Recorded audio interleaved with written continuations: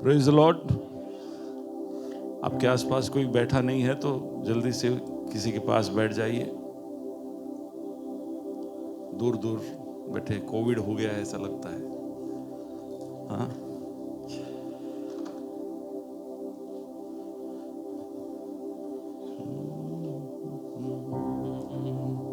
कोई पहली बार आया हमारे बीच? शुभम के पापा, मम्मी और छोटा भाई हानुक हमारे बीच में है। यहाँ पर 2 बहनें हमारे बीच। और कोई पहली बार आया? First time? आइए तालियों के साथ इनका स्वागत करें।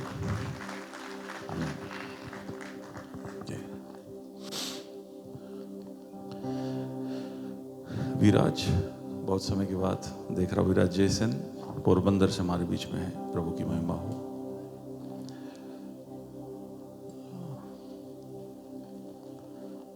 बहुत समय के बाद आए ऐसे कोई? यस, महसाना से हमारे बीच में है।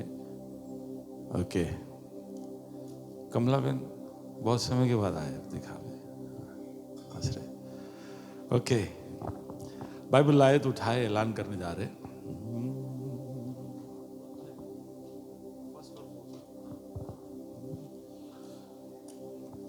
ये मेरा बाइबल है, ये प्रभु का प्रेरित वचन है।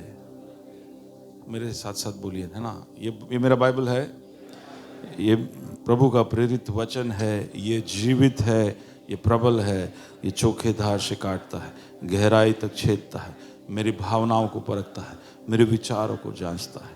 ये उपदेश के लिए, समझाने के लिए, सुधारने के लिए, शिक्षा के लिए लाभदायक है।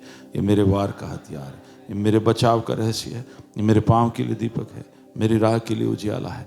इसने बताया, दिखाया मैं क्या था, ये याद कराता है कि मैं क्या हूँ, ये बताता है कि मैं क्या बनूंगा। इसकी ताजगी के लिए मैं तत्पर हूँ, इसके छुटकारे के लिए मैं बेताब हूँ। मैं इससे सुनने के लिए तैयार हूँ। हमारा खुदावन हमेशा हमेशा हमेशा हमेशा महिमा पाए, फजल और इत्मीनान हम पाए। आमीन।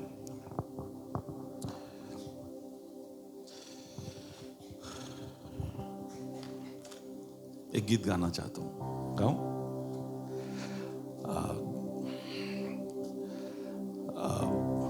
बहुत सारे लोग आज गवाही दिए, तो मैं गवाही नहीं दूंगा। मैं ये गीत के द्वारा मेरी गवाही बोल दूंगा। और शायद आप लोग को आता हो गीत, बहुत पुराना गीत है। तो इसकी 2 पंक्ति मैं गाऊंगा। अगर आपको आता है तो गाना, नहीं तो मेरी गवाही सुन लेना। यीशु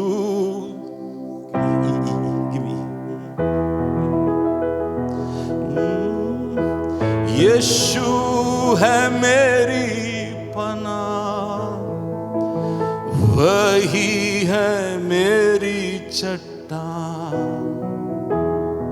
यीशु है मेरी पनाह, वही है मेरी चट्टान। लंगर मैं डालता उसमें, जिस वक्त घेर दे तूफान। लंगर में डालता जिस वक्त घेर दे तूफान। मैं चाहता हूं कि आप मेरे साथ एक और बार गाएं। यीशु है मेरी पनाह, वही है मेरी चट्टान।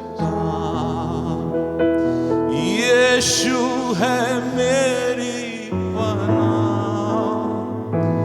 वही है मेरी चट्टान। लंगर में डालता उसमें, ओ जिस वक्त घेर दे तूफान। लंगर में डालता उसमें, ओ जिस वक्त घेर दे तूफान। दुनिया के इस सफर में फिक्रों का होता जब शोर। दुनिया के इस सफर में फिक्रों का होता जब यीशु एक ही झिड़की से तोड़ता सब आंधी का जोर।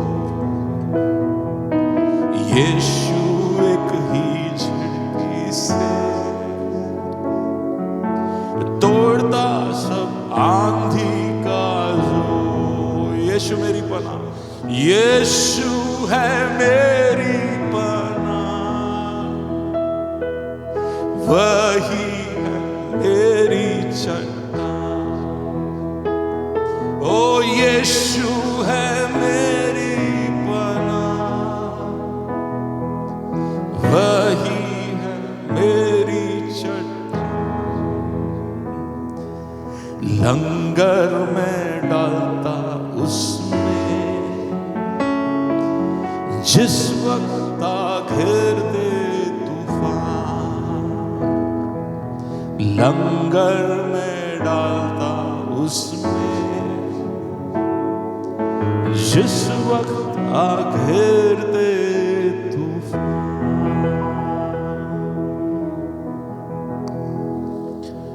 प्रभु हम सब के लिए तू पनाह है, हम सब के लिए तू चट्टान है। किसी की तरह की आंधी आ जाए, तूफान आ जाए, तू ऐसा दृढ़ गढ़ है, ऐसा मजबूत चट्टान है कि जैसे ही हम तुझ में लंगर डालते हैं हम वही स्थिर हो जाते हैं। खुदा विश्वास योग्य हमारे महान और शानदार खुदा, तुझे धन्यवाद देना चाहते हैं तेरे प्यार के लिए, तेरे अनुग्रह के लिए। हमारी योग्यता से बढ़कर तू हमारी जो चिंता करता है और हमारी रखवाली करता है उसके लिए। लंगर में डालता उसमें जिस वक्त घेर दे तूफान। कहिए ना, दिल की गहराई से कहे, पता नहीं आपकी परिस्थिति आज सुबह कैसी है, लेकिन आपके लंगर आप उसमें डालेंगे तो आप सुरक्षित है। दिल की गहराई से कहे, लंगर में डालता उसमें जिस वक्त घेर दे तूफान। हाँ, लंगर में डालता उसमें जिस वक्त घेर दे तूफान। प्रभु हम सबको सिखाना, हम सबको याद कराना कि जब तूफान आए तो हम डर ना जाए, हम इधर उधर भटके ना, हम अफड़ा तफड़ी में ना आ जाए, हम दृढ़ रहे, हियाव के साथ लंगर तुझ में डाले और तेरी योजना में स्थिर रहे। महिमा तुझको मिले यीशु मसीह के नाम से, आमीन। प्रभु के नाम की स्तुति हो। फर्क पड़वाने का साल हम देख रहे हैं कि कैसे हमारे जीवनों में और हमारे जीवनों के द्वारा हम फर्क पड़वा सकते हैं। और उसमें मैंने पिछले हफ्ते जो याद कराया उसको मैं आगे बढ़ाना चाहता हूं। ऐसा हो ही नहीं सकता कि हम जहां भी हो हमारी वजह से फर्क ना पड़ेगा,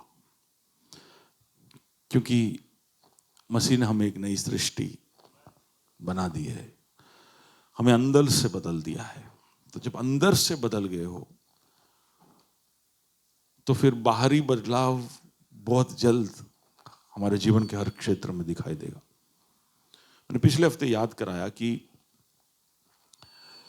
ये अंदरूनी जो बदलाव है हमारा, you can just go to that slide quickly. अंदरूनी जो बदलाव है उसका शुरुआत पवित्र आत्मा करता है। आमीन। हमने दूसरा कुरिन्थी उसका 5 और उसका 17 जब देखा था, जो कोई मसीह में है वो अब एक नई सृष्टि है। जो कोई भी, इसलिए जो कोई भी मसीह में है वो एक नई सृष्टि है। यानी एक जिम्मेदारी जो खुदा अपने ऊपर उठा लेता है कि मैं इनको अंदर से बदलूंगा। और अगर अंदर से बदल दिया है तो हम एक नए तरीके से, नए जरिए से, नए नजरिए से हम चीजों को देख पाएंगे, कर पाएंगे। और पवित्र आत्मा हमारी मदद करता है। हमने देखा दूसरा कुरिन्थी 3 और उसका 18 कि कैसे अंश अंश कर कर महिमा से महिमा की ओर प्रभु का पवित्र आत्मा हमें बदलता है। एक नई सृष्टि हमारे अंदर करता है और अंश अंश करके, थोड़ा थोड़ा कर कर। मूसा जब प्रभु की उपस्थिति में जाता था तो उसके मुख पर तेज दिखाई देता, फिर कुछ समय लगता उस तेज को उतरते, वापस वो प्रभु की उपस्थिति में जाता, वही तेज उसके मुख पर दिखाई देता। तो मूसा के साथ ऐसा होता था, हमारे साथ क्यों नहीं होता है? हमारे साथ भी होता है, लेकिन हमारे चेहरों पर नहीं होता है। मुझे देखोगे तो आपको लगेगा कि ये सर पिछले हफ्ते से ज्यादा काला हो गया है, क्योंकि मैं सूरज में, ताप में रहता हूं और अच्छी गर्मी में रहता हूं। प्रभु की उपस्थिति में जाकर भी मेरी चमड़ी में या मेरे मुख पे या मेरे चर्म पे या त्वचा पे, जो भी है, कोई फर्क नहीं आता है। क्योंकि प्रभु का नया नियम इस प्रकार है कि जब हम प्रभु की उपस्थिति में जाएंगे तो हमारे अंदरूनी भागों में वो तेज और महिमा लेके आएगा, और हमारे स्वभाव में, हमारे प्रतिक्रियाओं में, हमारे रवैयों में, हमारे नजरियों में वो धीरे धीरे कर कर बदलाव लेकर आएगा। अंश अंश कर कर। अब अंश कितना होता है? अंश यानी कितना होता है? हाँ, आपका सैलरी अंश अंश करके बढ़े तो क्या होगा? हाँ, आपका वजन अंश अंश करके उतरे तो कैसा होगा? हाँ, अंश कितना होता है? बाजू वाले को बताइए, अंश कितना होता है? कितना? राई के दाने से भी छोटा है अंश। अंश को अगर आपको दिखाना पड़े कि अंश बताओ, अंश यानी कितना होता है, तो हम जितना दबा सकते दबा के बताएंगे कि अंश तो बहुत कम होता है। तो बदलाव बहुत धीरे धीरे होता है। इसलिए कई बार हमसे हमारे रिश्तेदार, दोस्त, हम भी प्रतीक्षा हमसे बहुत बड़ा करते हैं कि भाई प्रभु में आ गए तो अब हम पाउलुस, फिर शिजू, फिर मैं।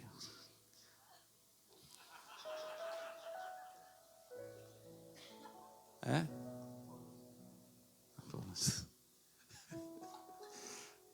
हम सोचते हैं कि हम अपने आप को बहुत ज्यादा प्रेशर में डाल देते हैं कि हमें ऐसा होना चाहिए, हमारे अंदर बदलाव क्यों नहीं इतना जल्दी से हो रहा है।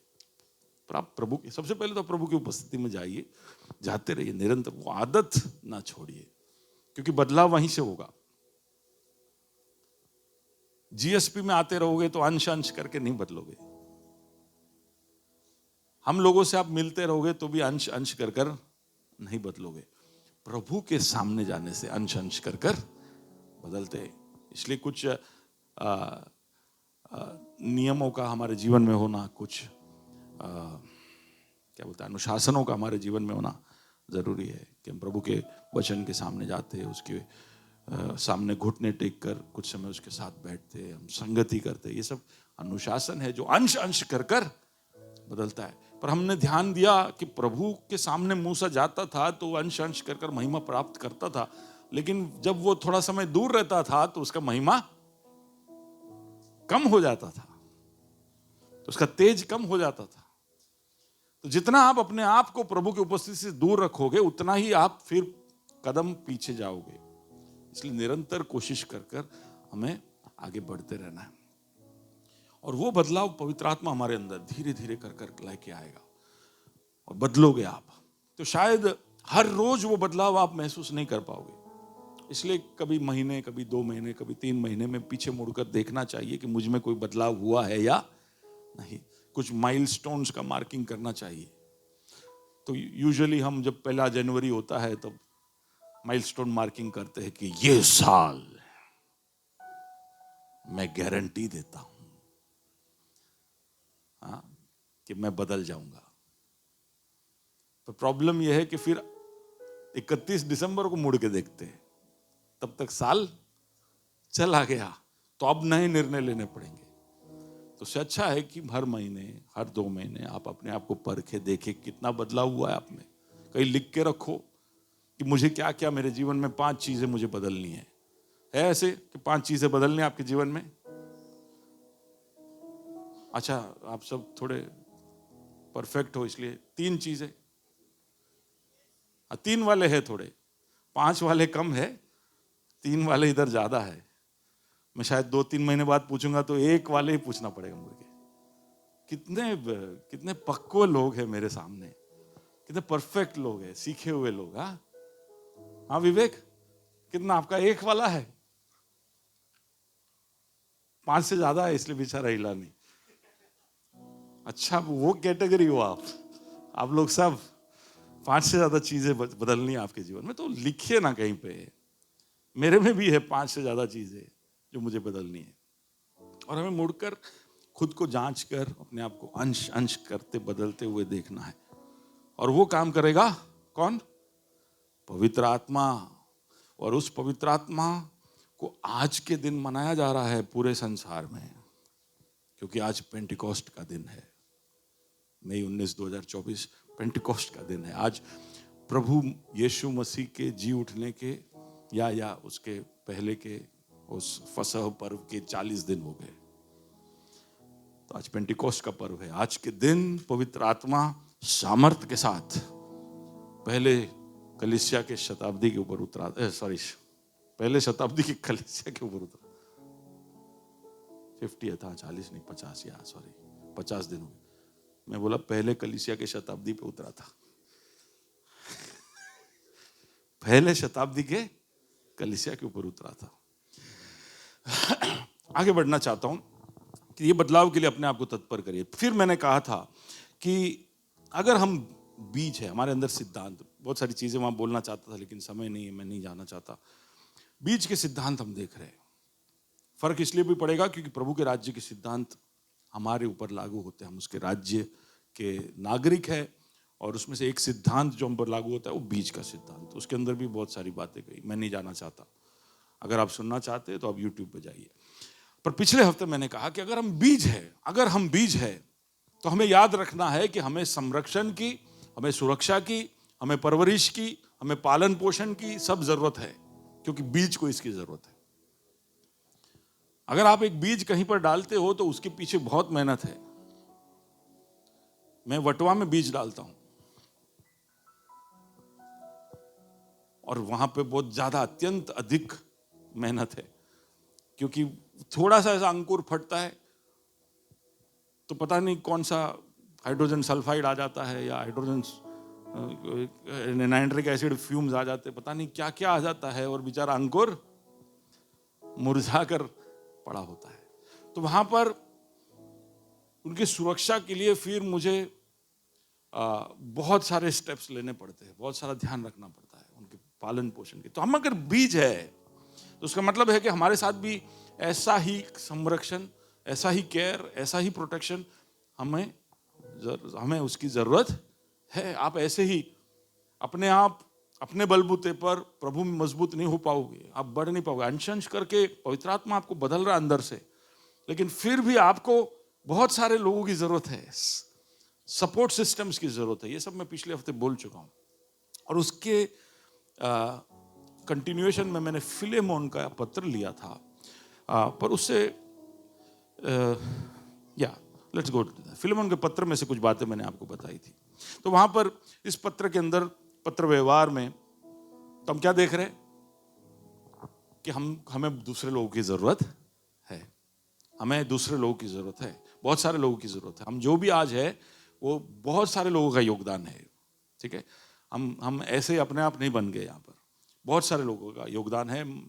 माता पिता का योगदान शुरुआत से, वहां से शुरू होकर हम आज जहां भी है वहां पर बहुत सारे लोगों का योगदान है। हम सांसारिक रूप से देखे, अक्षरिक रूप से देखे, भौतिक रूप से देखे, हम शारीरिक रूप से देखे, आत्मिक रूप से देखे, बहुत सारे लोग मिलकर हम जो है हमें बनाते। तो हम कभी भी ऐसा ना सोचे कि अब हम, मैं और प्रभु हम संभाल लेंगे। प्रभु का वचन भी हमें बार बार यही बात दोहराता है कि हमें दूसरों की जरूरत है, हमें एक दूसरे का ध्यान रखना है। तो उस बात को स्थापित करने के लिए मैंने फिलेमोन का पत्र खोला था और वहां पर हम देख रहे थे पौल फिलेमोन को पत्र लिखता है। नए नियम के अंदर का एक पत्र है। पौल और फिलेमोन एक दूसरे को जानते नहीं थे, एक यहूदी था और दूसरा यूनानी था, लेकिन मसीह की वजह से वो एक दूसरे को जानने लगे। लेकिन हम उस पत्र को पढ़ते तो हमें पता चलता है कि उनका रिश्ता बहुत गहरा था, बहुत ही गहरा था। हालांकि जानते नहीं थे, कुछ ही समय एक दूसरे की पहचान में आए थे, लेकिन फिर भी रिश्ते में बहुत गहराई। मसीह के अंदर के दोस्ती का ये एक जादू है,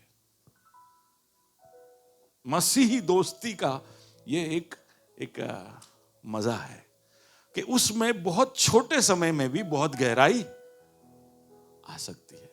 सांसारिक दोस्ती से बहुत अलग है, मसीह उसमें शामिल होता है। हालेलुया। हम चाहते हैं ना कि जब शादी हो तो पति और पत्नी के बीच में खुदा शामिल हो और उनको जोड़ने में, उनके रिश्ते को जोड़ने में प्रभु मदद करे। हम चाहते हैं कि नहीं? इसलिए हम सब मिलकर उन पर आशीष बोलते हैं, उन पर दुआ बोलते हैं। तो उसी तरह दोस्ती के रिश्तों के अंदर भी मसीह शामिल होता है।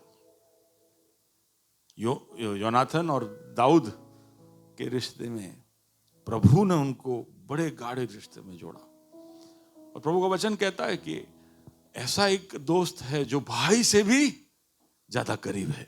सुना है ना? तो प्रभु को दिलचस्पी है, क्योंकि दोस्ती के रिश्ते का जो प्लानिंग है वो भी किसने किया? परमेश्वर ने किया। तो प्रभु चाहते हैं कि हमें ऐसे दोस्त मिले, ऐसे भाई मिले, ऐसे हमारे नए रिश्ते बने जिसमें हम बड़े मजबूती से जुड़ जाए। तो पौलुस और फिलेमोन का रिश्ता जुड़ गया, लेकिन उसमें हम देखते हैं कि वहां पर और भी बहुत सारे लोगों का वर्णन है। वहां पर हमने देखा वर्णन है अफिया, अर्किपस, फिर फिलेमोन के घर में इकट्ठा होने वाली कलीसिया, तिमोथी, एपाफ्रास, मार्कस, लूकस, देमास, अरिस्टार्कस, ये सब नाम उस पत्र के अंदर है। बातें दो लोगों के बीच में हो रही है, लेकिन इस तरफ भी बहुत लोग हैं, उस तरफ भी बहुत लोग हैं, और वो लोग सब एक दूसरे को जानते हैं, सब एक दूसरे को जानते हैं। It is a community. तो प्रभु का वचन हमें अंदेशा, हमें ये दिशा दे रहा है, ये सुझाव दे रहा है कि हम इस तरह गहरे रिश्तों में बड़े पैमाने पे जुड़े। ऐसा नहीं कि सिर्फ में से कुछ लोग हैं जो चर्च में आते और एक दो को मिलके चले जाते हैं क्योंकि उनसे रिश्ता बन गया है, और दूसरे ठीक है। पर यहां पर हम देख रहे हैं कि ये दोस्ती सिर्फ दो व्यक्तियों तक सीमित नहीं थी, और ज्यादा लोग इसमें शामिल थे। और एक और खास बात यह है कि ये लोग सब जो दोस्त बने थे एक दूसरे के साथ, सब मसीही दोस्त थे, सब मसीह में थे, सब मसीह पर विश्वास रखते थे। अब यह भी बहुत जरूरी है, कई बार हमारे दोस्त होते हैं लेकिन गैर मसीह होते। तो मैं नहीं कहता कि ऐसे नहीं होना चाहिए, अच्छी बात है, हमें उस तरह के दोस्त रखने चाहिए, उनके साथ व्यवहार करना चाहिए, उठना बैठना सब चाहिए।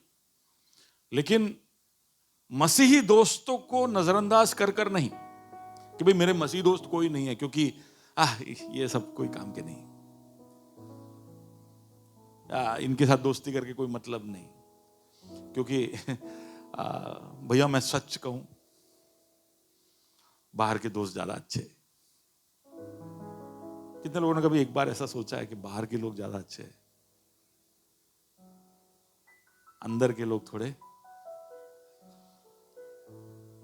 हेलो, ऐसा आपको लगा है कि मेरा सांसारिक दोस्त मेरे चर्च के दोस्त से ज्यादा बेहतर है? तो कोई कुछ नहीं बोल रहा है, लेकिन मैं जानता हूं कि ऐसा सोचा है हमने सबने। पर वो जो कलीसिया के अंदर जो दोस्त आपको मिला है, वो अभी एक तो कि अंश अंश कर कर बेचारा बदल ही रहा है। हेलो, सुनो, आपका उससे अपेक्षा बहुत ज्यादा है कि चर्च में आने लग गया, अभी 6 साल हो गया, अभी तो तेरे अंदर बदलाव होना चाहिए कि नहीं? नहीं, पर बेचारा अंश अंश कर कर बदल रहा है। वो 86% वाला स्टूडेंट नहीं है। वो भी बेचारी 5 साल तक 75 ही लाती थी, बोर्ड का प्रेशर आया तो 86 हुआ। और हम में कितने लोग हैं जो बोलते हैं कि यार सच में भैया, मैं 6, 7, 7, 8 स्टैंडर्ड में सब में, मैं खुद यहां पर खड़ा हूं, मैं बोलता हूं कि मेरा एवरेज स्कोर 70-75% ही होता था। लेकिन 8वीं के बाद पता नहीं अचानक से बुद्धि में अचानक लाइट लगा और फिर मैं 85 प्लस में चला गया, बोर्ड के प्रेशर में 90 प्लस चला गया।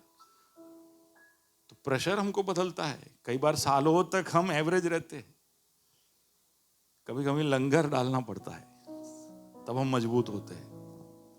तो आपका एक्सपेक्टेशन बहुत है ये मसीह भाई से कि यार ये तो चर्च में आता है, गाना तो भैया ऐसा हाथ उठा उठा के गाता है, लेकिन उसको आप बुधवार को मिलो तो आपको ऐसा लगेगा कि ये है वो, है कि नहीं? होता है कि नहीं ऐसा? पर प्रभु उसको अंश अंश कर कर बदल रहा है, तो वो बेचारा बदल ही रहा है, वो कोशिश कर रहा है। दूसरा, आप भूलना नहीं कि वो बेचारा 3 लड़ाइयां लड़ रहा है। संसार के सब लोग 3-3 लड़ाइयां नहीं लड़ते, पर हम जो मसीह में आ जाते हैं हमको 3 लड़ाई लड़नी पड़ती है। एक तो अंदर जो लड़ाई होता है कि हमारा शरीर और हमारे लालसा ही हमारे साथ लड़ाई करती है, रोज सुबह उठ के चल पाप करिए, चल आज आ साइट जोइए, चल आज गए 2-3 गाल बोली नाक। ये सब अंदर से प्रेशर आता है, बेचारा उधर लड़ता है। फिर संसार की मोह माया है, दूसरी सब बातें, और फिर शैतान का अटैक। सांसारिक दोस्त को ये सब का सामना नहीं करना पड़ता है, पर वो बेचारा अंश अंश करके जो बदल रहा है, उसका लिगामेंट थोड़ा ठीक होता है तो कुत्ता काट लेता है।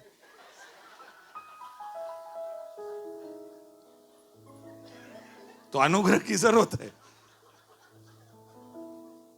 नहीं, वो उसने अलाउ किया इसलिए मैं ये सब बोलता हूं, ठीक है ना?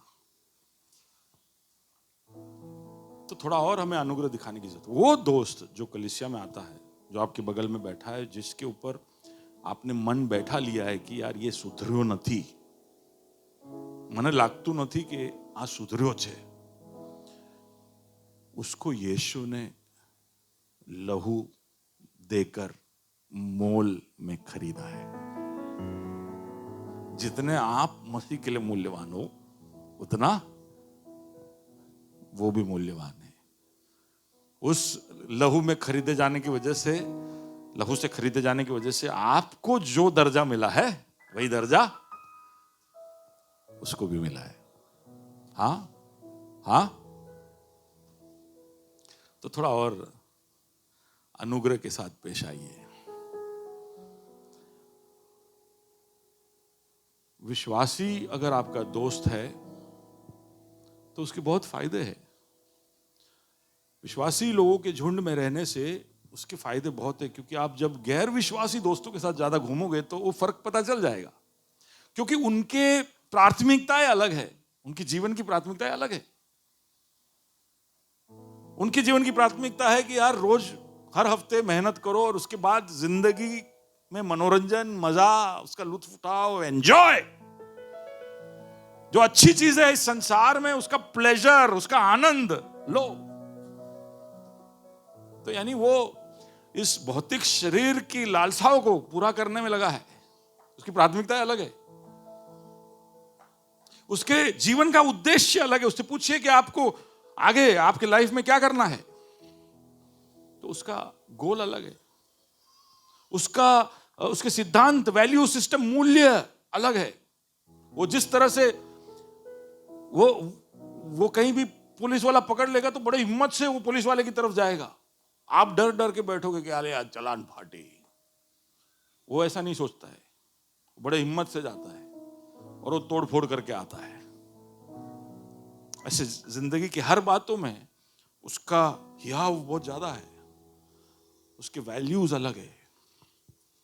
किसी को लूट लेने में, टैक्स की चोरी करने में, नियम तोड़ने में उसको डर नहीं लगता है, उसको हिचक नहीं होती है। तो उसका वैल्यू सिस्टम अलग है, उसकी भाषा अलग है। वो जिन शब्दों का इस्तेमाल करता है वो आप नहीं बोल सकते।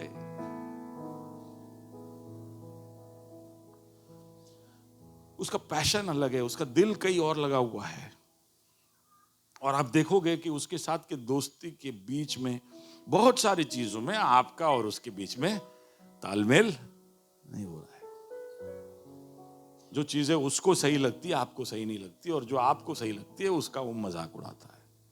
तो इस तरह की दोस्ती बन सकती है लेकिन मजबूत नहीं हो सकती, क्योंकि उसमें बहुत सारी चीजें हमेशा लाते रहेगी। मैं कई बार इसको समझने के लिए इस तरह सोचता हूं कि मैं अगर यहां से समझ लो केरल तक जाऊं ट्रेन में, और मेरे उस कुप्पे के अंदर 4-5 लोग बैठे, मैं केरल जा रहा हूं, और वहां पर एक है जो वसाई रोड पे उतर रहा है, दूसरा है जो गोवा में उतर रहा है, तीसरा है जो मैंगलोर में उतर रहा है, और चौथा है जो मेरे गांव का है। तो मैं उस गाड़ी में जब बैठा हूं तो मेरा सबसे ज्यादा संपर्क और सब कैसे किसके साथ ज्यादा होगा? क्यों? क्योंकि एक ही मुकाम पे जा रहे हैं। क्योंकि हमारी यात्रा शायद वो ट्रेन पे खत्म नहीं होगी। ट्रेन से उतरने के बाद मैं पूछूंगा भाई किधर जा रहा है तू, और अगर उसने बोल दिया कि मैं अब तेरे घर की तरफ ही जा रहा हूं, तो हम फिर एक ही टैक्सी भी पकड़ेंगे। और फिर पता चला कि उसका तो घर मेरे घर के आसपास ही है, तो फिर टैक्सी से उतर के भी एक दूसरे का लगेज उठा उठा के मदद करेंगे। पहले तेरे घर जाते हैं, फिर वेकेशन में कितने दिन तू इधर है, फिर मिलने जाएंगे। ऐसे ट्रेन में ऐसा ज्यादा होता नहीं है। ट्रेन में दोस्ती बहुत हो जाती है, हम फोन नंबर भी एक्सचेंज करते, लेकिन आज तक कोई है इधर जिसने ट्रेन के दोस्त के साथ बात किया है? बहुत कम है। लेकिन हम ये तो समझाने के लिए बता रहा हूं कि ट्रेन की यात्रा के जैसा है हमारा किसके साथ ज्यादा बन सकता है। तो इसलिए प्रभु का वचन कहता है 2 कोरिन्थियों उसके 6 और उसके 14 में क्या है कि हम अविश्वासियों के साथ असमान जुए में ना जूतो। असमान जुआ, जुआ समझते हो? जो बैल के ऊपर बांधते हैं उसको जुआ बोलते हैं। असमान जुआ का मतलब, जुआ कभी भी असमान नहीं बनता है। जुआ तो एक जैसे ही बनता है, लेकिन उसमें जो बांधे जाने वाले जानवर है वो 2 अलग अलग हो सकते हैं। तो आप खाली अभी थोड़ी देर कल्पना करिए, एक बैल है, एक बकरी है। सोचा सबने? आपका दोस्त अच्छा है इसलिए वो बैल है और आप बकरी हो, ठीक है। अब आपको चलो चलो चलो आप चलने लगे, क्या होगा? क्या होगा? थोड़ा कोई सोच के बता सकता है? इधर कल्पना किसका अच्छा है? ईवान, क्या होगा? बैल और बकरी जुए से बांधा हुआ है। बैल और खड़ा हो जाना, तू भी खड़ा हो जा। हाँ, ये बैल है और ये बकरी है। अब इनको साथ में बांध देवे, जुआ यहां से यहां, क्या होगा? चलो दोनों आगे बढ़ रहे, ऐसे ऐसे ऐसे ही होगा। सच में ऐसे ही होगा। गोल घूमते रहेंगे, सच में गोल घूमते रहेंगे। असमान जुए में ना जुड़ना। तो दोस्ती, देखिए मैं जानता हूं कि विश्वासी दोस्ती करने में बहुत संघर्ष है, क्योंकि वो अंश अंश करके बदल रहा होता है। दूसरा कि उसको हम थोड़े समय से जानते हैं, तो पता नहीं कैसा है क्या है, हमारी अपेक्षाएं मीट नहीं होती। कई बार वो लोग खरे नहीं उतरते, लेकिन समान जुआ है। समझ रहे हो? समान जुआ है वो। आप सीखोगे, साथ में चलोगे तो सीखोगे। इसलिए यीशु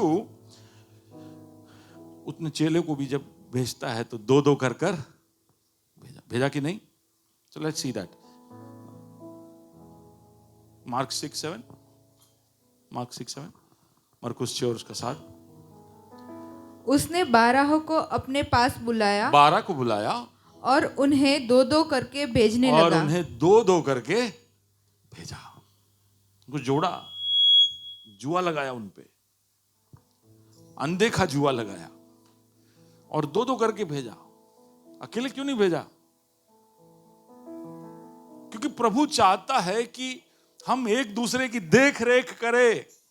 सुन रहे हो आप? हेलो हेलो, मैं हेलो बोलूं तो आप प्रेज द लॉर्ड बोल सकते हो। Hello, okay. अब आप लोग को पता ही नहीं क्या करने का, मैं हेलो बोलूं तो क्या करने का, क्योंकि फोन पे हेलो बोलते तो वापस हेलो बोलते, लेकिन यहां पे तो फोन है नहीं। हेलो, ओके, हाँ चलो, याद रहे तो अच्छा है। तो 12 को बुलाया, दो दो करके भेजा। आप दूसरी जगह पे देखोगे कि 70 को बुलाया और दो दो कर भेजा। जब 12 को उसने चुना तभी भी दो दो करके चुना, क्योंकि वहां पर लिखा है Peter and Andrew, James and John, Thomas and Matthew, Philip and Bartholomew. अब देखना वहां पे एंड लिखा है सब जगह, वो पेयरिंग ही कर दिया। तमे बे टीम, तमे टीम, क्योंकि वो चाहता है कि हम, आपका कोई ऐसा है क्या? बोले है ना, मेरी पत्नी है। नहीं, वो नहीं, वो अलग टीम है। यहां पर दोस्ती की बात हो रही है, जहां पर आप जवाबदेही में आते हो, अकाउंटेबिलिटी, जहां पर आपके ऊपर कुछ सवाल उठाए जा सकते हैं, आपके आत्मिक जीवन के बारे में कुछ सवाल पूछा जा सकता है। एक जवाबदेही और एक दूसरे का ध्यान रखने का एक आग्रह है प्रभु का। तो खोलिए सभा उपदेशक, उसका 4, 9 से 12 पढ़ेंगे।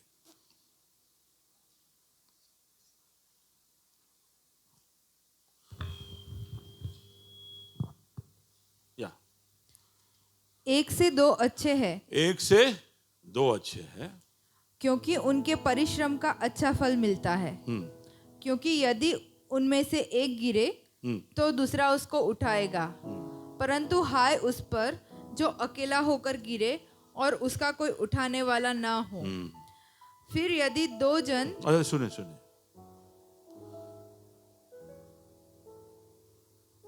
आपको ऐसा लगता है कि मैं मसीह के पीछे चलता हूं तो भैया मैं कमजोर हो जाता हूं, कभी कभी पीछे हट जाता हूं, कभी कभी मैं अकेला पड़ जाता हूं, या मेरी मदद करने कोई नहीं होता, अपने बलबूते पे मैं नहीं कर पाऊंगा।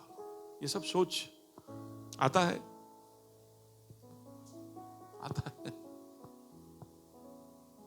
पर ऐसा खुद को इस तरह के एक मुश्किल परिस्थिति में रखने की जरूरत नहीं है। मेरे को बहुत जवानी के दिनों में इस बात का पता चल गया, तो किसी ने प्रचार किया होगा तब, या बाइबल पढ़ा होगा तब मुझे इस बात का एहसास हो गया। तो मैं मेरे शादी के लिए जब प्रार्थना करता था, उसके साथ साथ मैं ये दुआ करता था कि प्रभु मुझे कुछ दोस्त देना जिसके साथ मैं चल सकूं। इंग्लिश में ऐसे प्रार्थना करता था, give me brothers I can walk with. तो कोई मुझे पूछे कि कलीसिया की शुरुआत में, बोला I had brothers to walk with, कुछ भाई लोग थे जिसके साथ मैं चल सकता था। कहां चलता था? प्रभु के पीछे, प्रभु के पीछे। आपकी पत्नी इस सांसारिक जीवन में आगे बढ़ने के लिए आपकी जरूरत है, हाँ आप उसके साथ भी चल सकते हो, लेकिन यहां पर उस रिश्ते की बात नहीं हो रही है। यहां पर आपके प्रभु के राज्य के अंदर के योगदान में जो रिश्ते हैं उसकी बात हो रही है। आपके आत्मिक जीवन में आपके चाल के बारे में बात हो रही है। हम सबका कोई ऐसा दोस्त होना चाहिए जिसके साथ हम चल सकते हैं, जिसके साथ हम सपने देख सकते हैं, जिसके साथ हम चुनौतियों का सामना कर सकते हैं, जिसके साथ हम खड़े रहकर मेहनत कर सकते हैं। आज ये ग्रेस यहां पर खड़ा है तो वो 3 दोस्तों की वजह से, जिनको प्रभु ने मुझे दिया और उन्हें मुझे दिया, या मुझे उन्हें दिया, जो भी।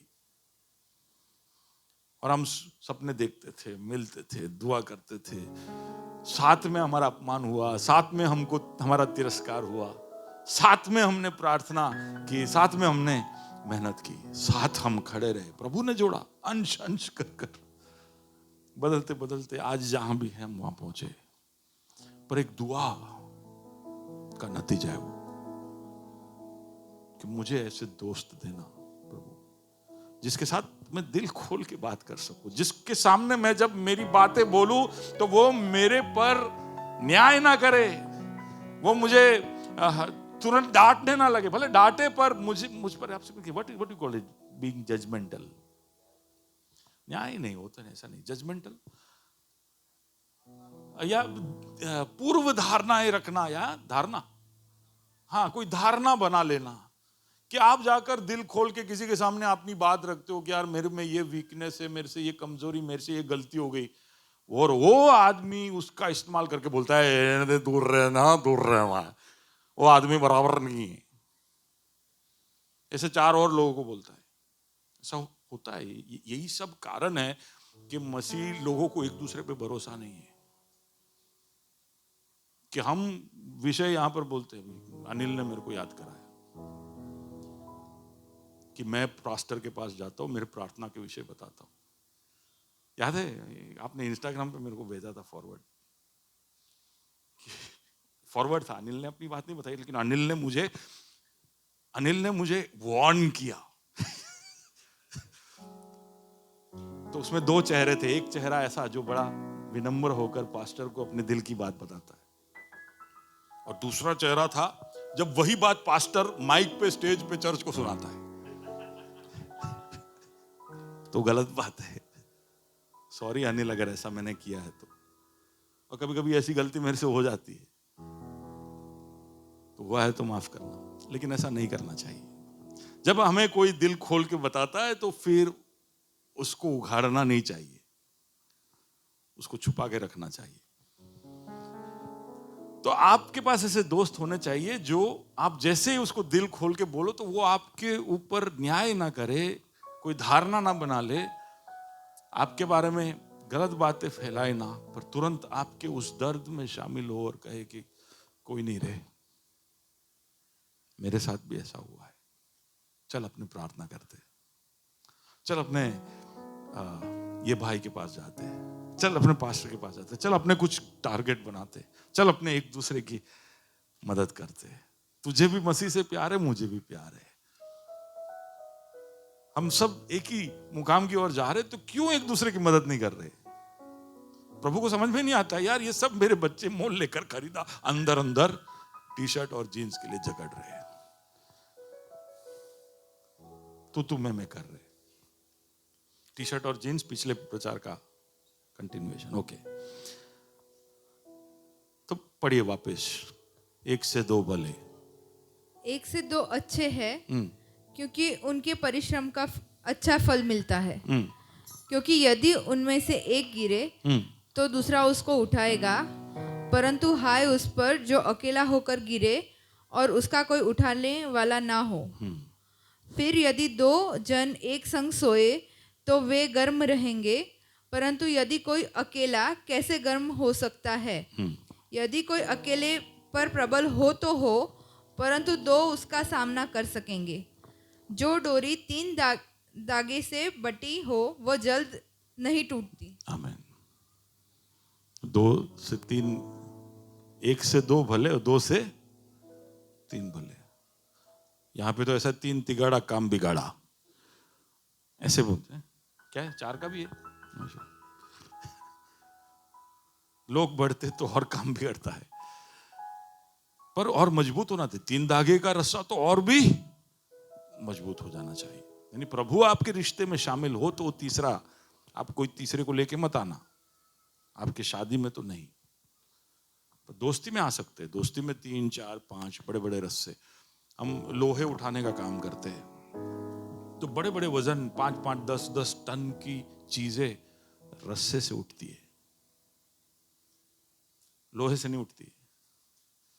अभी मैं 150 फीट ऊपर लेकर गया एक चीज जो लगभग 2 टन का था, 150 फीट ऊपर हवा में लटक रहा है, उसको पकड़ने वाला एक धागा है। कैसा अजीब है ये संसार कि लोहा धागे को तोड़ता है, लेकिन जब उठाना होता है तो धागा लोहे को उठाता है। हम सबको एक दूसरे की जरूरत है। लोहे अपना जगह पर अपना काम करता है, रस्सा अपने जगह पर अपना काम करता है। हमको एक दूसरे की जरूरत है। पढ़िए इब्रानी 10 और उसका 24। और प्रेम और भले कामों में उकसाने के लिए हाँ, हम एक दूसरे की चिंता किया करें। किसके लिए उकसाने के लिए? कुछ लोग हैं जो जानबूझकर गलत चीजों में उकसाने के लिए बातें करते हैं कि भाई थोड़ा मरचा डाल के देता हूं। सास बहू सीरियल जो ज्यादा देखते हैं, हाँ, पर यहां पर क्या क्या क्या काम के लिए उकसाना है? प्रेम और।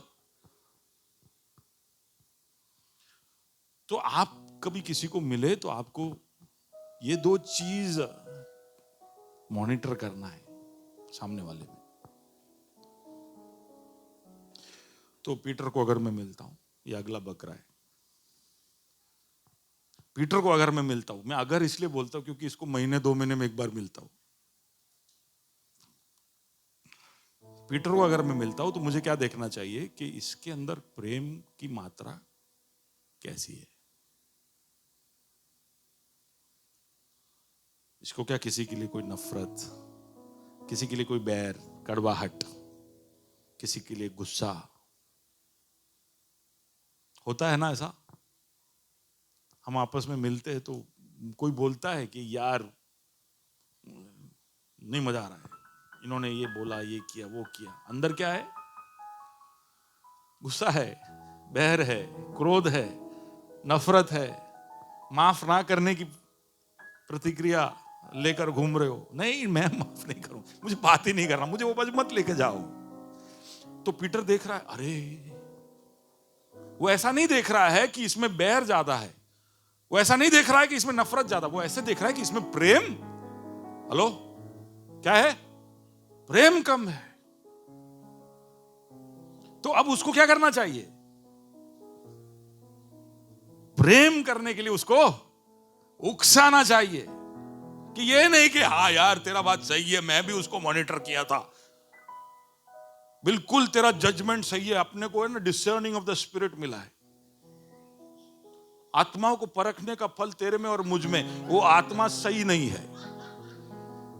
नहीं समझे? बाकी लोग सोच रहे क्या बोल गए ये। हम हाँ में हाँ ना मिला है। हम देखें कि अगर इसमें किसी के लिए भी बैर है, कड़वाहट है, गुस्सा है, क्रोध है, कुछ लेकर घूम रहे, तो फिर उसमें प्रेम उकसाने के लिए क्या कर सकते हो? कई सारे लोग बैर, कड़वाहट सब लेकर इसलिए घूमते हैं क्योंकि उनके टंकी में प्रेम डालने के लिए कोई उकसाता नहीं। आप बहुत दिनों से कड़वाहट लेकर इधर आकर बैठे हो, घूम रहे हो, घर में हो, यहां के लोग हो, कहीं भी हो, केवल इसलिए कि किसी ने आपके मीटर में झांक कर देखा नहीं है कि प्रेम कम हो गया है। आपने झांकने ही नहीं दिया है, पर्दा लगा दिया आपने, कोई जोवानु नहीं अंदर सुथाई से।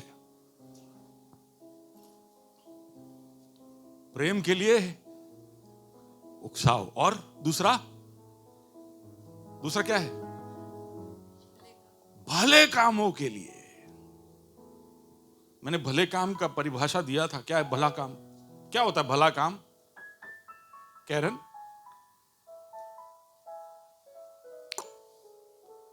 बैक, कहां थे आप? आप हिप्नोटाइज हो गए थे। भला काम क्या है? यस,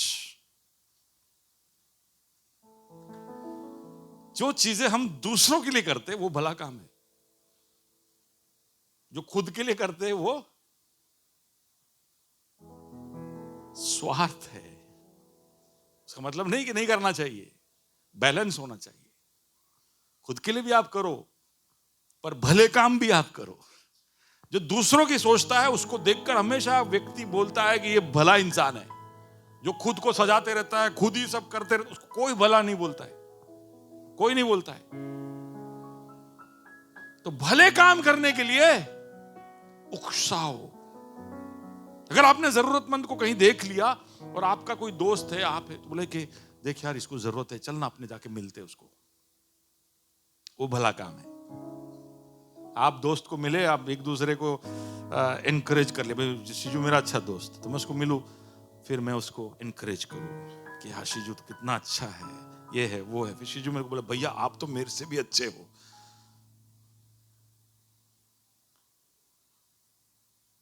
मैं उसकी तारीफ, वो मेरी तारीफ, हम एक दूसरे को उकसाह करते और फिर चले जाते। इब्रानी 10 और 24 पूरा हो गया। एक दूसरे को उकसाया, प्रेम के लिए उकसाया, और हमने ध्यान दिया कि उसके सारे भले काम वो मेरी तरफ दिखाए और मेरे सारे के भले काम। प्रभु मैं तेरा आज्ञाकारी बेटा हूं, मैं अपने फायदे के लिए कुछ नहीं करता, मैं शिजू के फायदे के लिए करता हूं। और शिजू अपने घर पे बैठ के बोलता है प्रभु धन्यवाद कि मैं अपने आप पर नहीं दूसरों का भी ध्यान रख पा रहा हूं, भैया के लिए मैं इतना सब कर पाया। प्रभु बोलता है दुनिया में बीजा लोग छे, तुम एक दूसरे का रखवाली करते रहोगे, ये भी प्रॉब्लम है। इसलिए हम जब मिले एक दूसरे को तो भले कामों के लिए उकसाए। ये इसलिए बोल रहा हूं क्योंकि हमारे अंदर ऐसे घेटो है, ghetto, some ghettos who are into घेटोस।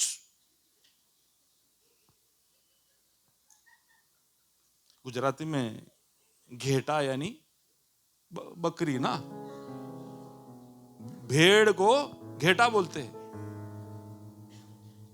तो घेटा जो घेटो में, घेटो का मतलब है, घेटो का मतलब है कि जब एक ही समाज के लोग एक जगह पे रहते हैं उसको घेटो बोलते हैं।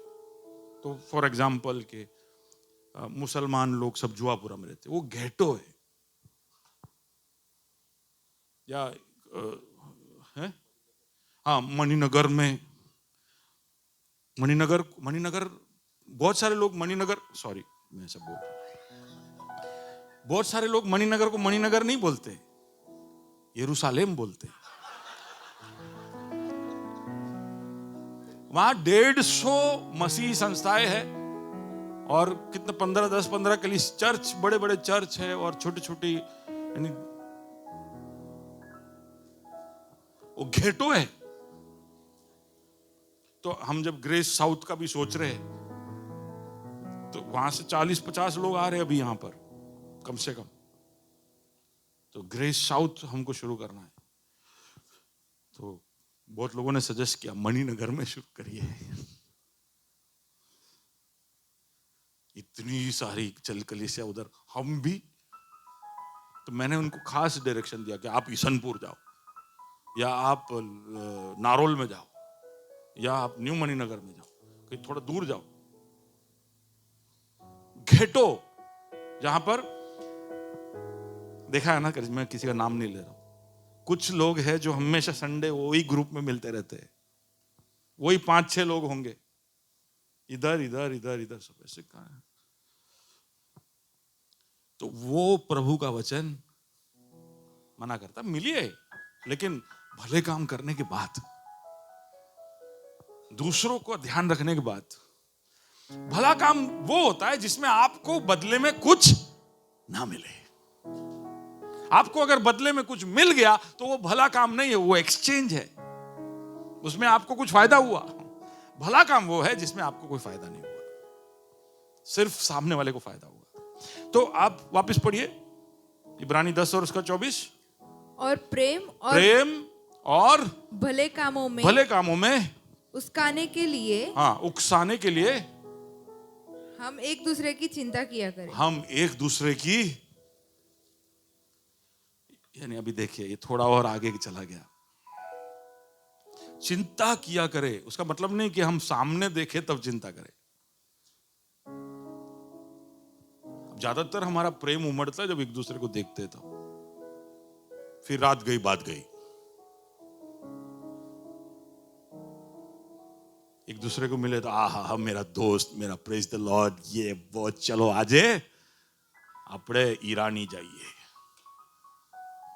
फिर पूरा हफ्ता ये नहीं सोच रहा है कि इसका प्रेम का मात्रा कहां है, इसका भले कामों का मीटर किधर है। तो कुछ दोस्त ऐसे होने चाहिए हमारे जो हमारी, जोर से बोलिए, क्या करे, जोर से बोलिए, चिंता शब्द की वजह से रोमिल और रुत का शादी हुआ, है ना।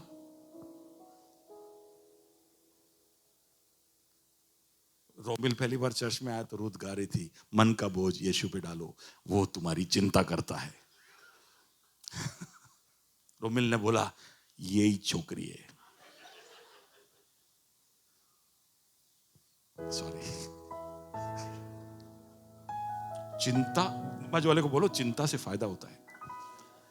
रोमिल को हुआ।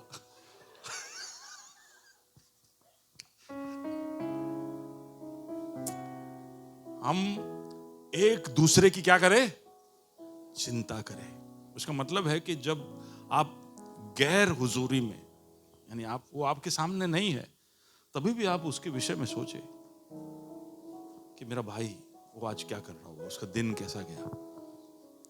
और हमारे पास जितने कम्युनिकेशन के साधन बड़े हैं ना, उतना कम्युनिकेशन हमारा कम हो गया है।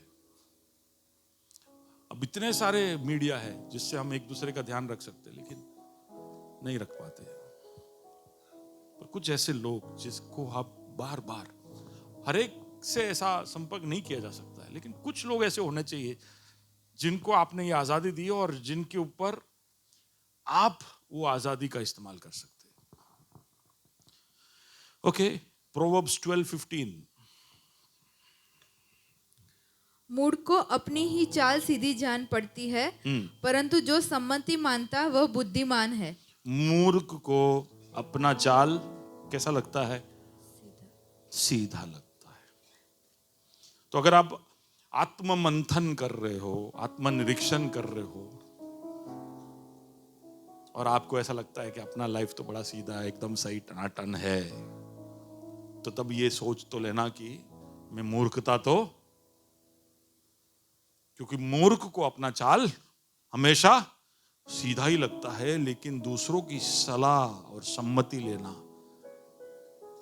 बुद्धिमानी का काम है। दूसरों से पूछते रहना कि मैं कैसा हूं, क्या हूं। बहन लोग बोलते यही तो मैं हमेशा पूछती हूं कि आज मैं कैसी दिख रही हूं, और पतियों के पास जवाब नहीं होता है। कल रात को थी वैसी तो आज दिख रही है, या साल पहले थी ऐसी तो आज दिख रही है। नहीं, उनको तो ज्यादा कुछ सुनना है। पतियों सुनो, पर ये सम्मति लेना बहुत जरूरी है। People with whom you can go and talk कि यार टेल मी, मुझे बताओ कि मुझे अब और क्या बदलना है। बहुत सारी चीजें हमारे जीवन में जो हम नहीं देख सकते, जो केवल दूसरे ही देख सकते और वही बता सकते हैं। गलातियों का पत्र 6 अध्याय, Galatians 6:1-2। हे भाइयों, यदि कोई मनुष्य किसी अपराध में पकड़ा भी जाए, तो तुम जो आत्मिक हो नम्रता के साथ ऐसों को संभालो। तुम जो क्या हो, अगर कोई अपराध में पकड़ा जाए, अगर कोई गलती कर बैठे, तो तुम जो आत्मिक हो क्या करोगे, क्या करोगे, जोर से बोलिए, नम्रता के साथ। अरे देखो, गलती करने वाले के सामने तेवर कैसा होता है।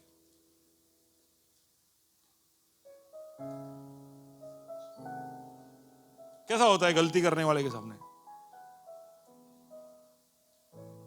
और गलती करने वाला का तेवर कैसा होता है। वो देखा है, डॉगियों का फाइट होता है तो टेरिटरी जब होता है, कुत्ते जब फाइट करते हैं, तो एक कुत्ता होता है जो टेरिटरी क्रॉस करके आया होता है, उसका चाल देखा होता है, उसका पूंछ उसके जबान को छू रहा होता है, इतना फोल्ड होके वो जाता है, इतना वो हम्बल, नम्रता से जाता है। और बाकी शेर जैसे वाव वाव वाव वाव वाव, तू मेरे टेरिटरी में क्यों आया, अभी तेरे को फाड़ के नोच के हम कर लेंगे। ये तेवर है गलती और जो सही है उसका।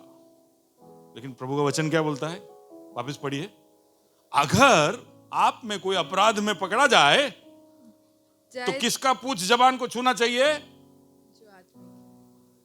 जो आत्मिक है उनका। नहीं समझे आप, जो सही है वो नम्र होंगे, जो गलत है वो नहीं। गलत है वो तो अपने आप ही वो नंबर पोजीशन में आ जाना चाहिए, आएगा। आप मत उसको कराओ ऐसा, आप नम्र हो जाओ।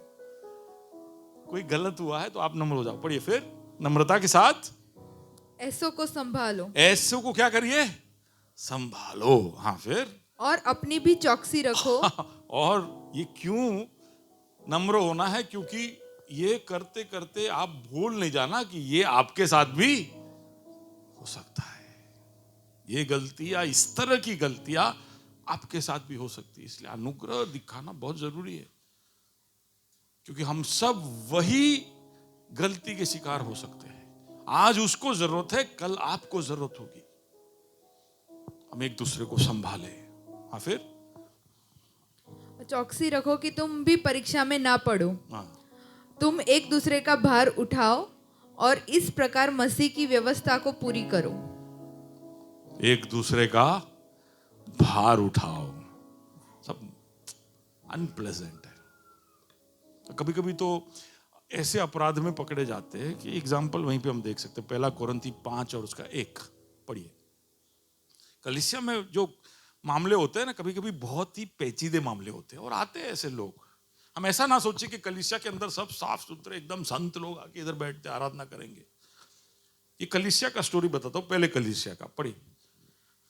यहाँ तक सुनने में आता यहां है कि तक सुनने में आया है कि तुम में व्यभिचार होता है, तुम में व्यभिचार होता है। वरन ऐसा व्यभिचार अब सुनिए, कैसा व्यभिचार, जो अन्य जातियों में भी नहीं होता, जो बाहर भी नहीं होता, कि एक मनुष्य एक मनुष्य अपने पिता की अपने पिता की पत्नी के साथ, यानी उसकी मां नहीं है, उसकी स्टेप मदर है, सौतेली मां है। तो एक व्यक्ति कलीसिया के अंदर अपनी सौतेली मां के साथ व्यभिचार के रिश्ते में पकड़ा गया, और ये अब डॉक्यूमेंटेड है। छी छी छी छी छी, आउ थाई ऐसा होता है कि तुम लोग सब बाइबल छोड़ दो, ऐसी बातें मत करो। पर पौलुस कहता है हुआ है ऐसा। अब उसके साथ क्या करना चाहिए, 5वां कलम पढ़िए। शरीर के विनाश के लिए शैतान को सौंपा जाए, शरीर के विनाश के लिए उस व्यक्ति को शैतान को सौंपा जाए, ताकि उसकी आत्मा प्रभु यीशु के दिन में उद्धार पाए। अब देखिए, अप्रोच बहुत सोच समझ के है। शरीर को सौंप दिया जाए, पर उसकी आत्मा को बचाने के लिए आप लोग निरंतर यत्न करिए। अच्छा, क्या हुआ इस व्यक्ति के साथ, हम पढ़ सकते 2 कोरिन्थी उसका 2 और उसके 7 में इस व्यक्ति के साथ क्या हुआ, अगले पत्र में लिखा है। इसीलिए इससे भला यह है कि उसका अपराध क्षमा करो। उसका अपराध क्या करो, अरे अपने सौतेली मां के साथ जो सोता है उसका अपराध कैसे क्षमा किया जाए। पर पौलुस कहता है उसका अपराध क्षमा करो। क्यों? और उसको शांति दो। क्यों? ना हो कि ऐसा मनुष्य बहुत उदासी में डूब जाए। ऐसा मनुष्य उदासी में डूब न जाए।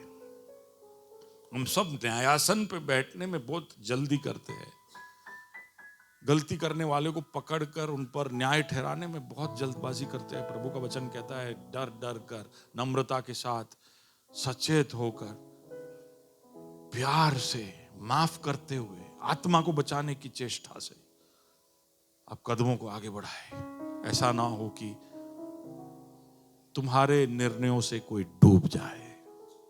गलतियां होती है लोगों से, यही सब गलतियों की वजह से हम एक दूसरे के साथ नाता तोड़ देते हैं। कलीसिया के लोगों के साथ नहीं मुझे बनाना रिश्ता, मैं तो जाऊंगी, आराधना करूंगी, प्रचार सुनूंगी, પછી घर भेगा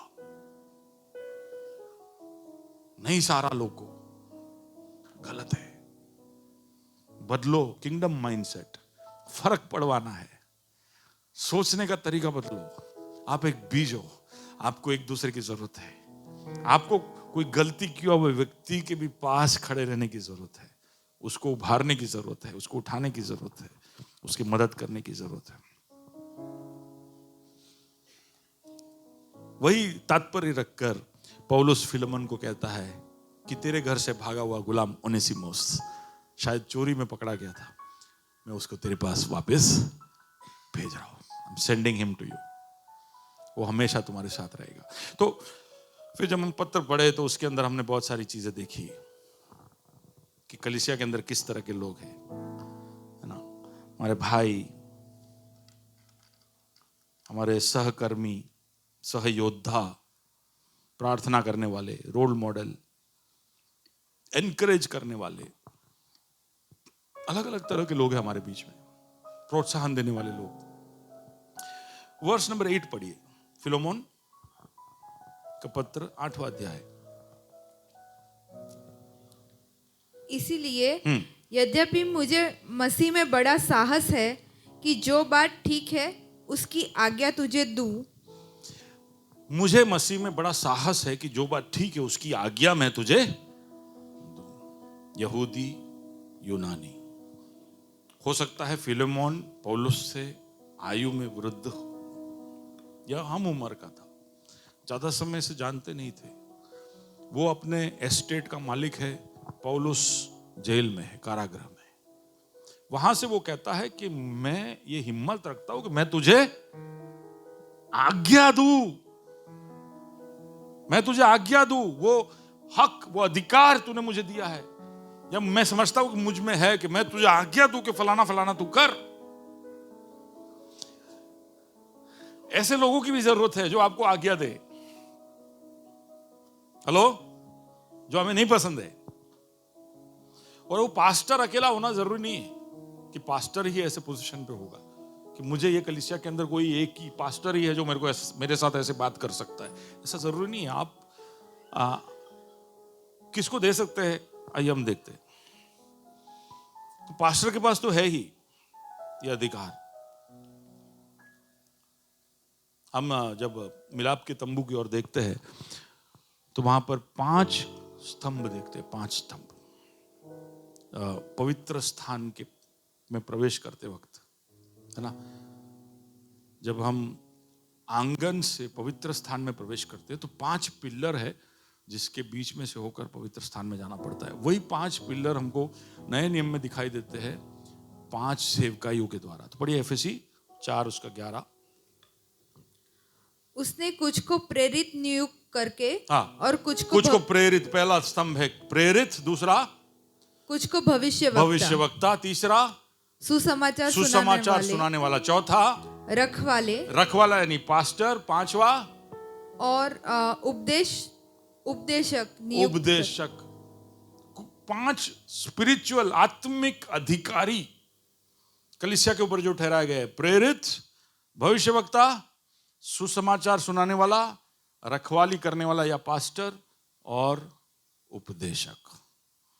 ये 5 का तो है ही, लेकिन उनका कार्य क्या है वो भी बताया। ऐसा नहीं कि भाई पोजीशन लेके बैठ गया, मैं तो प्रेरित हूं, मैं तो अब भविष्यवक्ता हूं, ऐसा नहीं। उसका काम भी समझाया है। बताइए क्यों इनको ठहराया गया है। Read the versus below. जिससे पवित्र लोग सिद्ध हो जाए, पवित्र लोगों को सिद्ध करने के लिए, हाँ, और सेवा का काम किया और जाए, सेवा का काम करने के लिए, और मसीह की देह की उन्नति पाए, और मसीह की देह की उन्नति के लिए। 3-fold ministry of the 5-fold ministers. सिद्ध करने के लिए, और सेवा करने के लिए, और मसीह की देह के उन्नति के लिए। आगे बढ़िए। जब तक कि हम सबके सब विश्वास और परमेश्वर के पुत्र की पहचान में एक न हो जाए। तो विश्वास में हम एक हो जाने चाहिए। यह हमारा रोल, आत्मिक अधिकारियों का रोल है कि भी शिजू का विश्वास है, प्रतीक का विश्वास है, अनिल का विश्वास है, हारून का विश्वास है, सबका विश्वास एक स्तर पे आए, कोई भी ढीला ना पड़े। उसके लिए ये 5 अधिकारियों को सौंपा गया है। पर ये सब कब हो सकता है? अगर मैं इन चारों को एक ही स्तर पे लाना चाहता हूं तो इन चारों के बीच में संपर्क नहीं होगा, भाईचारा नहीं होगा, बातें नहीं होगी, संगति नहीं होगी, तो एक स्तर पे कैसे आएंगे? कैसे आएंगे? तो हमें अधिकार प्रभु ने दिया, हमें एक दूसरे की जरूरत है। प्रभु बोलता है तुमको मैं अंश अंश करके बदल रहा हूं। पवित्र आत्मा ने वो काम शुरू कर दिया है अंश अंश बदलने का, लेकिन मैंने कुछ लोगों को रखा है उस काम को आगे बढ़ाने के लिए। इसमें आत्मिक अधिकारी लोग हैं जो अंश अंश तुम्हें बदलने में मदद करेंगे, और उनका कुछ उत्तरदायित्व है कि वो तुम्हें सिद्ध करे। हाँ, फिर क्या था? Read that again. जब तक कि हम सबके सब विश्वास और परमेश्वर की पहचान में एक ना हो जाए और एक सिद्ध मनुष्य बन ना जाए। और एक सिद्ध मनुष्य, ऐसा लगना चाहिए ग्रेस सेंट्रल, यानी एक व्यक्ति, यहां से गिनती नहीं आनी चाहिए, ये एक जैसे आगे बढ़ते हैं। ये है 150, 200, 300 जितने भी लोग, वो एक समान आगे बढ़ते हैं, एक व्यक्ति बन जाए। यह है स्पिरिचुअल अथॉरिटी का रोल। ये नहीं कि हम पास्टर बन जाए कि आज घर पे आ जाना, मैं बैठूंगा तो मालिश कर देना। बहुत सारे अधिकारी लोग ऐसे फायदे उठाते हैं। कभी कभी मैं भी उठा लेता हूँ। रोमिल को बुलाता हूँ, रोमिल आज मेरा शरीर बहुत दुख रहा है, प्लीज हेल्प करना। वैसे किसी को भी ये सर्विस चाहिए तो बोलना, वो बहुत मस्त दबाता है। पर वो नहीं, वो अधिक, वो तो मैं उसके साथ मेरे रिश्ते, मेरे प्यार में उसको बुलाता हूं। पर हमारा हक जताने के लिए नहीं है, हमें एक दूसरे की जरूरत है। इसलिए आपसे पहले प्रभु ने हमारी मुलाकात ली, बहुत सारी चीजें हमको बताई, प्रभु के वचन में हमको दृढ़ किया। तो अब हमारा जिम्मेदारी है कि वो जो हमने सीखा, वो जो हमको प्रभु में पता है, उसका इस्तेमाल हम करें, हम आपको बताएं और आपको भी उठाए, आपको भी उठाए। और मैं यहां से उठाऊंगा तो यहां वाले नीचे चले जाएंगे। इसलिए आपको एक दूसरे को भी मदद करना है। इसलिए हम लाइफ सेल बुलाते हैं, हम ये वो सारे प्रोग्राम्स करते हैं, फोकस एरिया, आज उसके लिए प्रार्थना हुई, फोकस एरिया सब कर। क्या आप लोगों के बीच का तालमेल, आपको ऐसा लगता है कि यार आवे तो चर्च चाले એટલે कोई एजेंडा जो है ना, કંઈક તો કરવું પડે ને, આખા વર્ષમાં કંઈક ને કંઈક કરતા ના રહે તો એવું ના લાગે કલીસિયા છે। तो ये पास्टर को काम नहीं, ऐसा बना देते, ये लीडर, ये असिस्टेंट लीडर, बस मचो सब। नहीं है, हमारा रोल है, हमारा उत्तरदायित्व है, एक सिद्ध मनुष्य हम खड़ा करें आगे। और मसीह के पूरे डील डॉल तक। हाँ, कहां तक? मसीह के डील डोल तक। मसीह का डील डोल हम जानते क्या है। Let's move on from there. प्रभु ने अधिकार दिया कुछ लोगों को। जब उसने 5 रोटी 2 मछली तोड़ा, तभी भी रोटी तोड़कर किसके हाथ में दिया? अपने चेलों के हाथ में दिया। जो भी उसके पास आ रहा था उसको नहीं दिया। प्रभु ने एक प्रोटोकॉल बनाया है। आप सब प्रभु के पास आपकी जरूरतों के लिए जा सकते हैं, लेकिन प्रभु की जरूरत प्रोटोकॉल के द्वारा होती है। समझे आप? आपकी जरूरत के लिए आप प्रभु के पास सीधे जा सकते हो। प्रभु मुझे ये जरूरत है, ये जरूरत, ओके डन। प्रभु बोलेगा डन। अनुग्रह के सिंहासन के पास तुम आइए ताकि तुम अनुग्रह पाओ, दया पाओ, क्या कि जरूरत के समय में तुम्हें वो प्राप्त हो। तुम आ सकते हो मेरे पास, लेकिन मेरे राज्य का काम इस पृथ्वी पर जब आगे बढ़ेगा तो उसका एक फ्रेमवर्क है, उसका एक प्रोटोकॉल है। मैंने किसी को नियुक्त किया है तो उनके द्वारा मैं काम करूंगा। तो आपको राज्य में काम करना है तो वो प्रोटोकॉल कौन है, क्या है, सब मैं नहीं बोल रहा हूं कि मैं हूं, पर ऐसे अधिकारी लोग हैं जिनके द्वारा प्रभु कार्य करता है। और क्या करें? रोमी 15-14, आई एम फिनिशिंग। रोमी 15 और 14। हे मेरे भाइयों, हाँ, मैं स्वयं तुम्हारे विषय में निश्चय जानता हूं कि तुम भी आप ही भलाई से भरे और ईश्वरीय ज्ञान से भरपूर हो। वापस बोलिए, तुम भी आप ही भलाई से भरे, आप ही ओके, हाँ। तो तुम आप ही भलाई से भरे और ईश्वरीय ज्ञान से भरपूर हो। ज्ञान से भरपूर हो। सुनिए, अब पौलुस का एजम्पशन है कि मैं जो पत्र लिख रहा हूं और जो मेरा पत्र जो पढ़ रहे, मेरी बातें जो सुन रहे, वो आप किससे भरे हुए हैं? भलाई से भरे हुए हैं और ईश्वरीय ज्ञान से भरे हुए हैं। उनको क्या करना है? और एक दूसरे को चिता सकते हो। एक दूसरे को चिता या समझा या एडमोनिश शब्द है इंग्लिश में, डांट सकते हो। आप डांट सकते हो, ये भी जिम्मेदारी है, ये स्पिरिचुअल अधिकार। तो कुछ लोग हैं जो आपको आके, क्या कर रहा है तू, तेरा अक्ल भ्रष्ट हो गया है क्या, ऐसे बोल सकता है, चिता सकता है। लेकिन आप, कौन ये कर सकता है? जो खुद भलाई से भरा हुआ हो और आत्मिक या ईश्वरीय ज्ञान से भरा हुआ हो।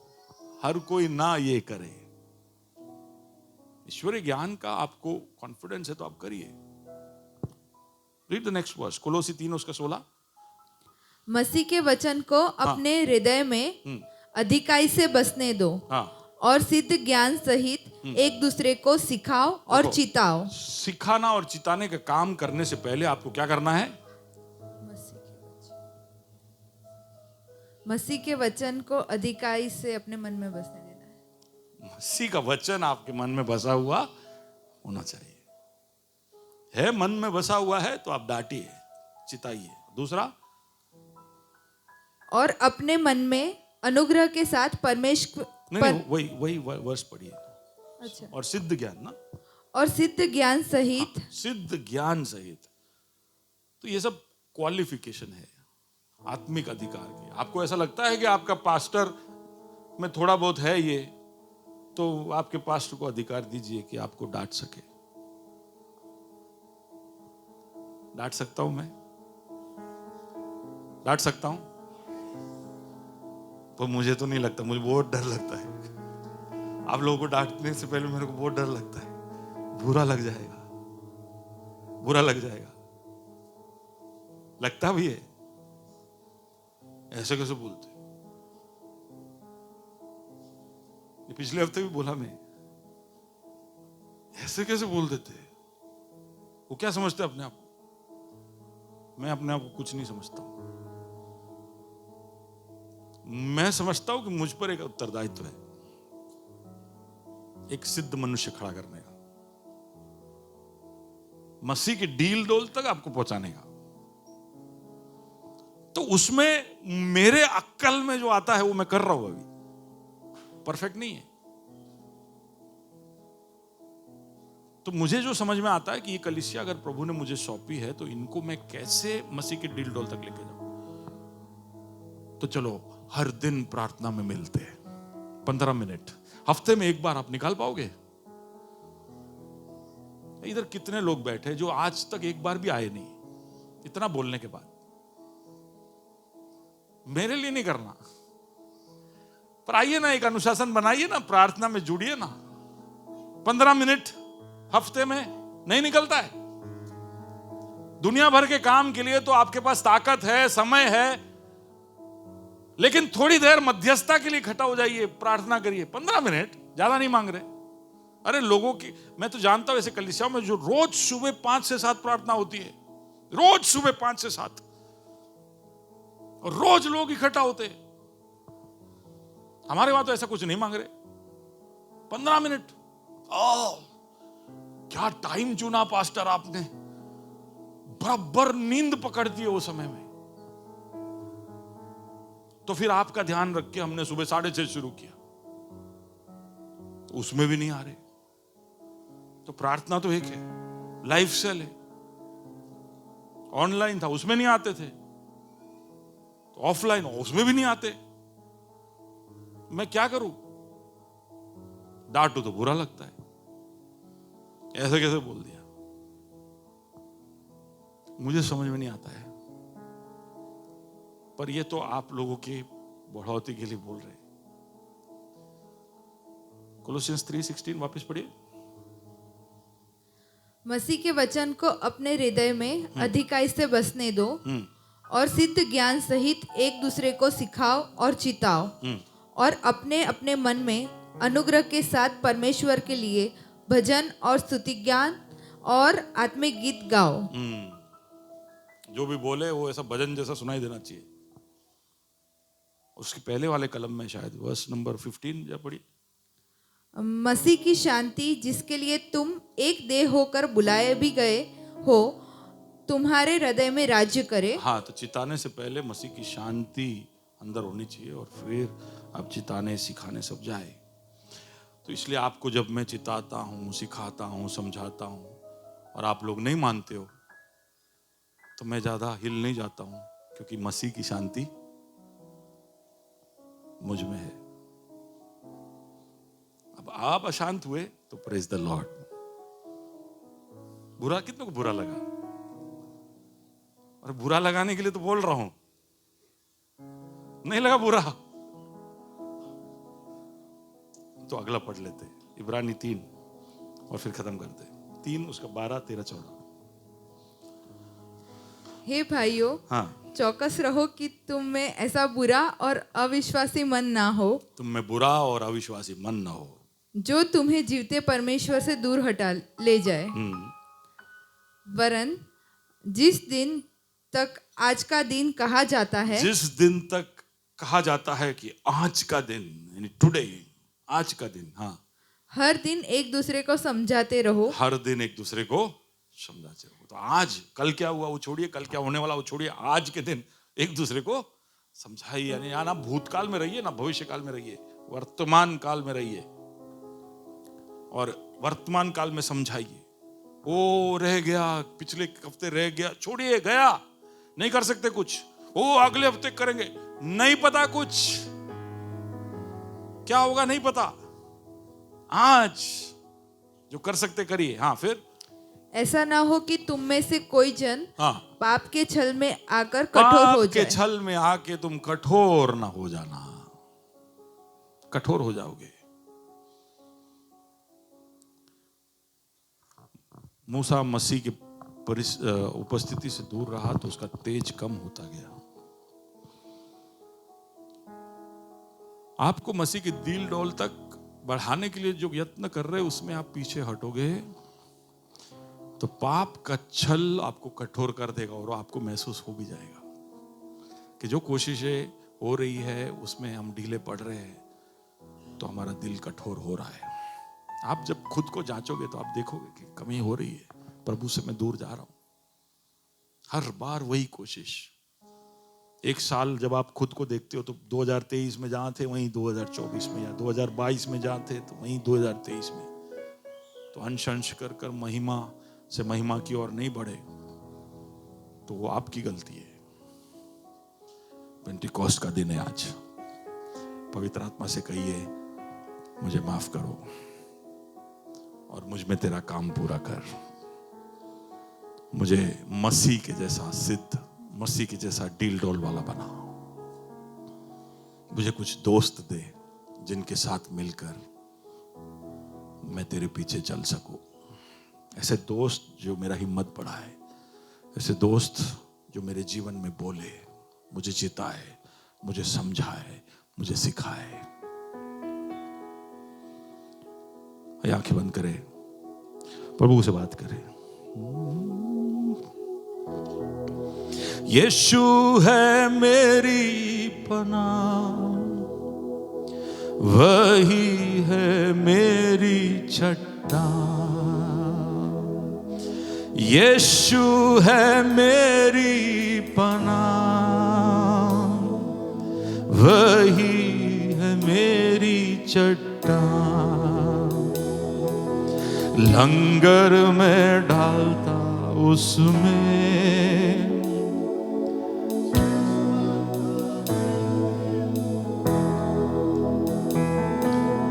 लंगर में डालता उसमें। जिस वक्त घिरते तूफान, मुझे है पूरा यकीन पहुंचूंगा एक दिन किनारे। सुनहरे साहिल पर मैं पाऊंगा उसका दीदार। सुनहरे सुनहरे दिल पर मैं, अपने स्थानों में खड़े हो जाए, उसका दीदार। यीशु है मेरी पनाह, यीशु है मेरी पनाह, वही है मेरी चट्टान। गा यीशु, यीशु है मेरी पनाह, वही है मेरी चट्टान। वो लंगर में डालता उसमें, जिस वक्त घेरते तूफान। लंगर में डालता उसमें, जिस वक्त घेरते तूफान। दुनिया के इस सफर में फिक्रों का होता जब शोर। दुनिया के इस सफर में फिक्रों का होता जब शोर। यीशु एक ही झिड़की से तोड़ता सब आंधी का जोर। यीशु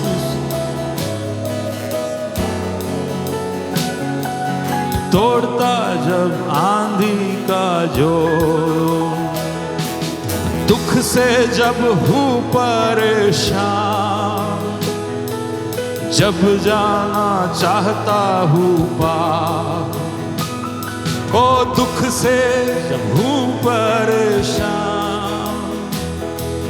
जब जाना चाहता हूँ प्यार। तब उसका उम्दा कलाम रोशनी का होता मीनार।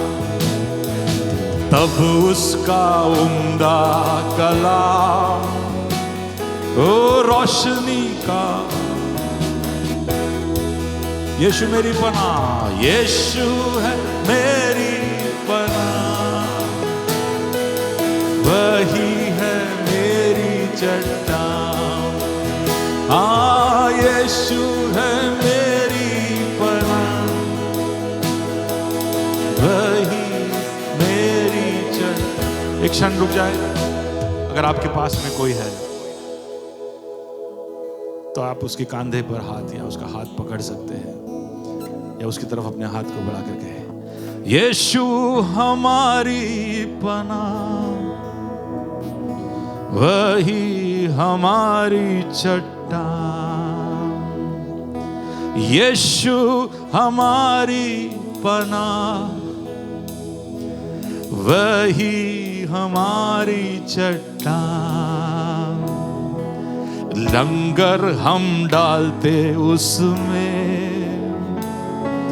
जिस वक्त घेरते तूफान। लंगर हम डालते उसमें, जिस वक्त घेरते तूफान।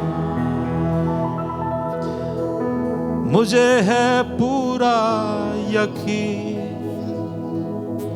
पहुंचूंगा एक दिन किनार। मुझे है पूरा यकीन, पहुंचूंगा एक दिन किनार। सुनहरे साहिल पर मैं पाऊंगा उसका दीदार। सुनहरे साहिल पर मैं पाऊंगा उसका दीदार।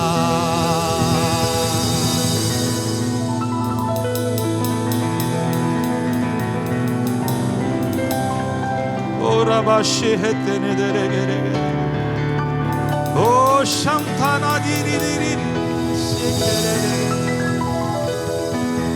Ora basere. Omara masere.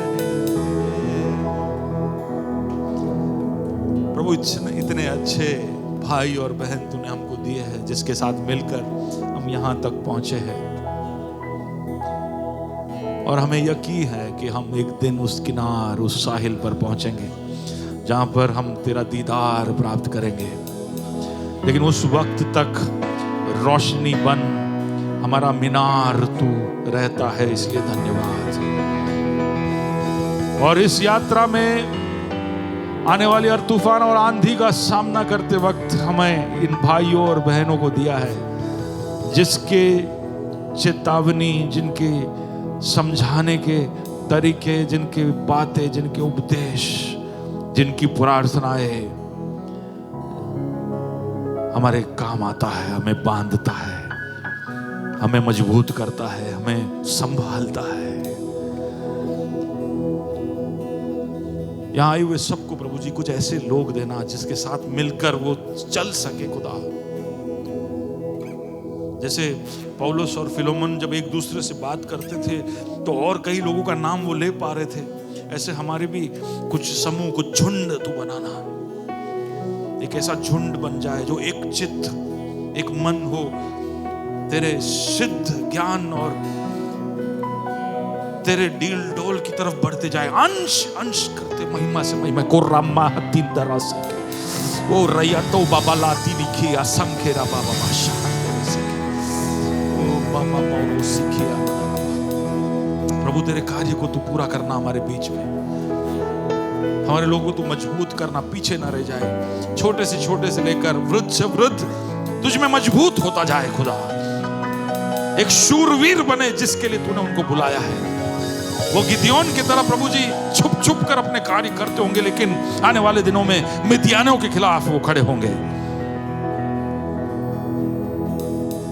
कुछ बड़े बड़े युद्ध जीतने जा रहे अपने इलाकों में, अपने क्षेत्रों में, जहां पर तूने उनको ठहराया है। वहां पर गवाहियों के लिए धन्यवाद, तू उनको संभालता है, और बल और या और हिम्मत और सामर्थ और दिल डोल। हालेलुया। आई वो सबको तेरे हाथों में सौंपते खुदावंत, सबको संभालना। हालेलुया।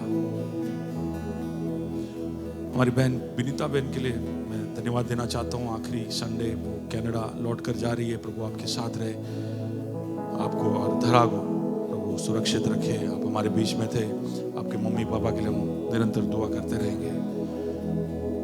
प्रभु जी धन्यवाद सब बातों के लिए, तेरे हाथों में सबको सौंपता हूँ खुदा। मैं खुद भी अपने आप को तेरे हवाले करता हूँ खुदावंत। तेरी योजनाओं को पूरा करना, हम लंगर तुझ में डाले और दृढ़ हो जाए। प्रार्थना सुना इसके लिए धन्यवाद, यीशु के नाम से, आमीन आमीन आमीन।